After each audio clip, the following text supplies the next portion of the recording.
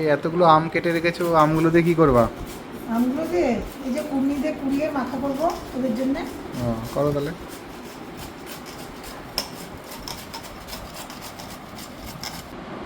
প্রথমে চিনি দিয়ে দিলাম,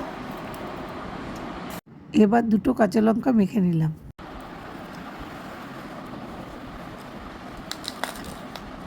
এবার একটু কাসুন্দি দিয়ে দিলাম, তারপর কয়েকটা গন্ধরাজ লেবুর পাতা ছিঁড়ে ওর মধ্যে দিয়ে দিলাম।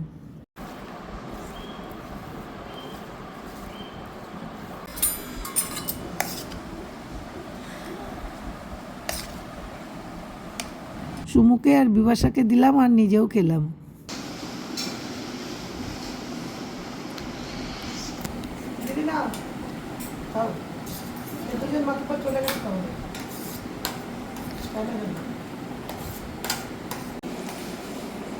দারুণ আছে, খুব সুন্দর।